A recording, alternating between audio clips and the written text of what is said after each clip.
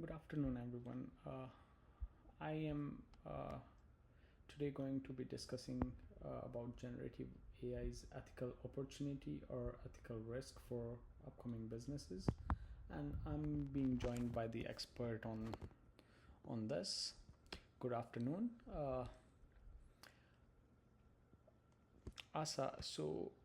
I just wanted to ask you a question. So you have a big claim with you. What exactly are you arguing for? So, as expert in generative AI ethics advisory committee, I'm simply saying that it has created more ethical challenges than opportunities for businesses. We're not saying in AI is inherently bad. We are just saying that harms are outrunning the benefits.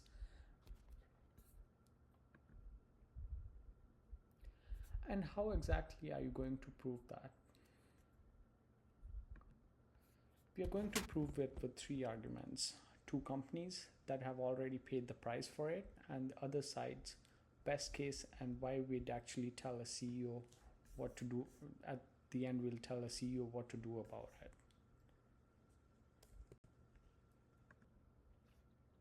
So let's start with the question itself. How are you judging it? So, on business ethics, fairness, accountability, and trust, not on how impressive the technology is. AI is definitely an impressive technology, but we'll judge it based on its fairness, the accountability it has, and the trust that we can put into it. And your answer is affirmative. May I ask why? Yeah, sure. Because the problems are baked into the AI. Its bias, opacity, and data grabbing systems. These aren't accidents. They come from how these systems are usually trained. And the moment a business adopts one, that risk belongs to a business, not exactly the technology that they are using it for doing those things.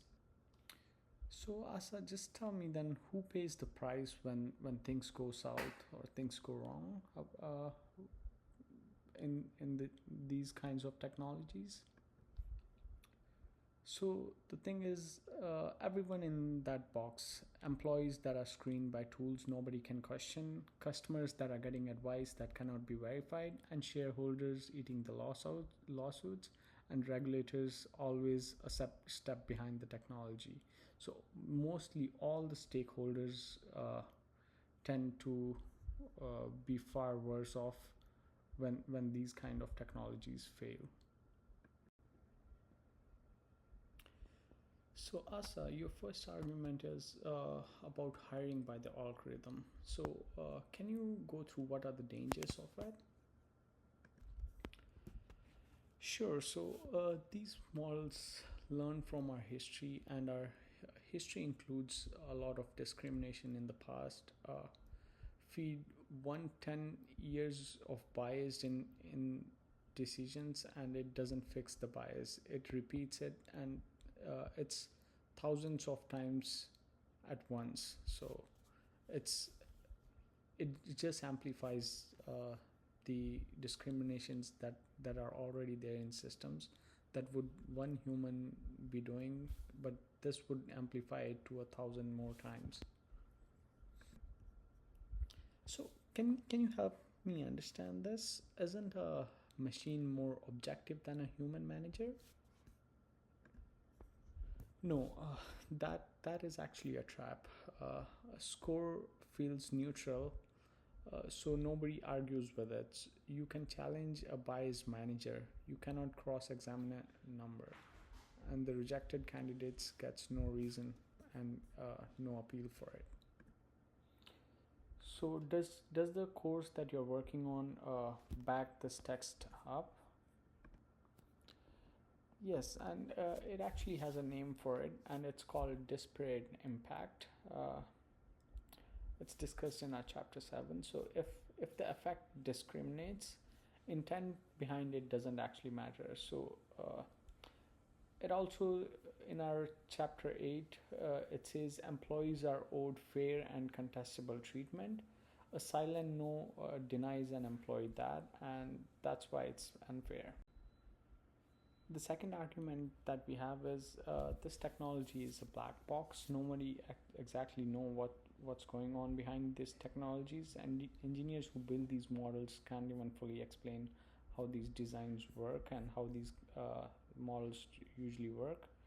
And after the answer is given, it's usually then decided whether uh, what why the model would have given that kind of answer.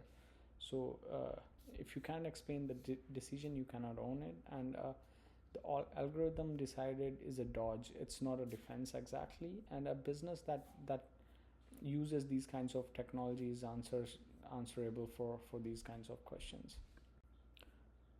All right. So third argument you're saying is this whole technology is built on other people's data. What about the creators, and what about the integrity piece?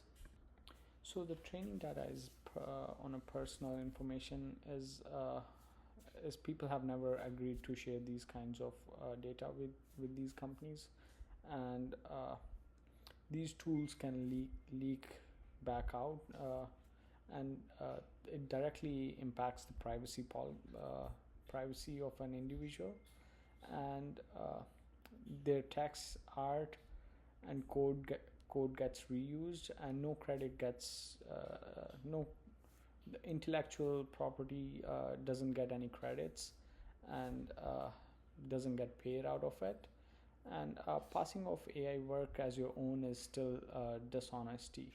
In school or in a client file, three harms, one thread, value taken from people who never agreed to give it. You keep saying that this has already happened. Do you have a proof to back this? And if Amazon couldn't fix it, a company such large, what are the chances that other companies can fix it? Is it inherently wrong, or and could you also specify how did that go in court with the Air Canada case that we were discussing earlier? So Amazon tried and created a hiring tool on a decades for mostly it it downgraded the resumes that had women words in it, and they tried to fix it in a lot of ways, and it's a big company, but they had to in the end kill the project. They couldn't fix it, and nobody actually can answer behind these black boxes of AI how does it exactly operates. It's just basically an algorithm, and algorithms can be definitely wrong. And the Air Canada case that we just discussed earlier, in that case, it was decided that if you own a company and you use a chatbot to say things for you, you are actually responsible for those things. And Air Canada actually lost that case against that was filed against them. Let's hear the other side. What's their best case? And it sounds pretty convincing to me. Why doesn't it move you? And it'll get fixed argument is also there.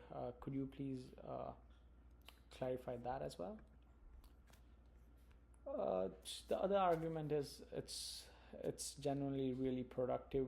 Uh, it has productive gains, lower costs, expertise within reach of people and small businesses that never had it. They also say bias and privacy are engineering problem and improve every year with the development of this technology, and regulators will eventually catch up because the benefits were never the question. The question is ethics today. Useful doesn't mean harmless. We'll fix it later doesn't do anything for the people that are harmed in the moment. And remember, Amazon never fixed theirs. Regulation always lacks the adoption. So the duty sits with the business today, not with the future rules.